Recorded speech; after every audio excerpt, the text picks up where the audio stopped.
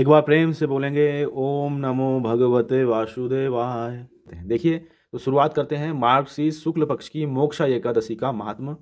युधिष्ठिर बोले, देव देवेश्वर, मैं पूछता हूँ, मार्गशीर्ष मास के शुक्ल पक्ष में जो एकादशी होती है उसका क्या नाम है, कौन सी विधि है तथा उसमें किस देवता का पूजन किया जाता है? स्वामिन, ये सब यथार्थ रूप से बताइए। श्री कृष्ण महाराज बोले, नृपश्रेष्ठ, मार्गशीर्ष मास के कृष्ण पक्ष में उत्पत्ति यानी उत्पन्ना नाम की एकादशी होती है, जिसका वर्ण मैंने तुम्हारे समक्ष कर दिया है। अब शुक्ल पक्ष की एकादशी का वर्ण करूंगा, जिसके श्रवण मात्र से वाजपेय यज्ञ का फल मिलता है। उसका नाम है मोक्षा एकादशी, जो सब पापों का अपहरण करने वाली है। राजन, उस दिन यत्नपूर्वक तुलसी की मंजरी तथा धूप दीप आदि से भगवान दामोदर का पूजन करना चाहिए। पूर्वक विधि से ही दशमी और एकादशी के नियम का पालन करना उचित है। मोक्षा एकादशी बड़े बड़े पातकों का नाश करने वाली है। उस दिन रात्रि में मेरी प्रसन्नता के लिए नित्य गीत और स्तुति के द्वारा जागरण करना चाहिए। जिसके पितर पापवश नीच योनि में पड़े हों, वे इसका पुण्य दान करने से मोक्ष को प्राप्त होते हैं। इसमें तनिक भी संदेह नहीं है। पूर्व काल की बात है, वैष्णवों से विभूषित परम रमणीय चंपक नगर में वैखानस नामक राजा रहते थे। वे अपनी प्रजा का पुत्र की भांति पालन करते थे। इस प्रकार राज्य करते हुए राजा ने एक दिन रात को स्वप्न में अपने पितरों को नीच योनि में पड़ा हुआ देखा।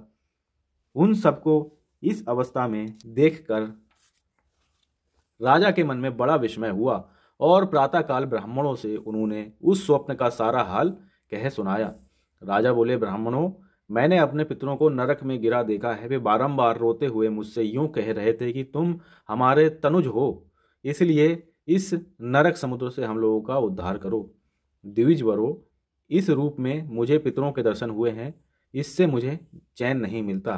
क्या करूं, कहाँ जाऊं, मेरा हृदय रुधा जा रहा है। द्विजोत्तमों, वह व्रत, वह तप और वह योग जिससे मेरे पूर्वज तत्काल नरक से छुटकारा पा जाएं, बताने की कृपा करें। मुझ बलवान एवं साहसी पुत्र के जीते जी मेरे माता पिता घोर नरक में पड़े हैं, अतः ऐसे पुत्र से क्या लाभ है? ब्राह्मण बोले, राजन, यहाँ से निकट ही पर्वत मुनि का महान आश्रम है। वे भूत और भविष्य के भी ज्ञाता हैं। नृपश्रेष्ठ, आप उन्हीं के पास चले जाइए। ब्राह्मणों की बात सुनकर महाराज वैखानस शीघ्र ही पर्वत मुनि के आश्रम पर गए और वहां उन मुनि श्रेष्ठ को देखकर उन्होंने दंडवत प्रणाम करके मुनि के चरणों का स्पर्श किया। मुनि ने भी राजा से राज्य के 7 अंगों की कुशल पूछी। राजा बोले, स्वामिन, आपकी कृपा से मेरे राज्य के 7 अंग सकुशल हैं, किंतु मैंने स्वप्न में देखा है कि मेरे पितर नरक में पड़े हैं। अतः बताइए कि किस पुण्य के प्रभाव से उनका वहां से छुटकारा होगा। राजा की ये बात सुनकर मुनि श्रेष्ठ पर्वत एक मुहूर्त तक ध्यानस्थ रहे। इसके बाद वे राजा से बोले, महाराज, मार्गशीर्ष मास के शुक्ल पक्ष में जो मोक्षा नाम की एकादशी होती है, तुम सब लोग उसका व्रत करो और उसका पुण्य पितरों को दे डालो। उस पुण्य के प्रभाव से उनका नरक से उद्धार हो जाएगा। भगवान श्री कृष्ण कहते हैं, युधिष्ठिर, मुनि की ये बात सुनकर राजा पुनः अपने घर लौट आए। जब उत्तम मार्गशीर्ष मास आया, तब राजा वैखानस ने मुनि के कथानुसार मोक्षा एकादशी का व्रत करके उसका पुण्य समस्त पितरों सहित पिता को दे दिया। पुण्य देते ही क्षण भर में आकाश से फूलों की वर्षा होने लगी। वैखानस के पिता पितरों सहित नरक से छुटकारा पा गए और आकाश में आकर राजा के प्रति यह पवित्र वचन बोले, बेटा, तुम्हारा कल्याण हो।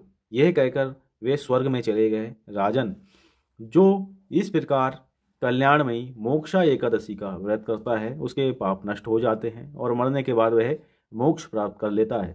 ये मोक्ष देने वाली मोक्षा एकादशी मनुष्यों के लिए चिंतामणि के समान समस्त कामनाओं को पूर्ण करने वाली है। इस महात्म के पढ़ने और सुनने से वाजपेय यज्ञ का फल मिलता है।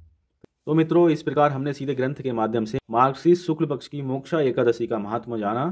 तो एक बार प्रेम से बोलेंगे ओम नमो भगवते वासुदेवाय।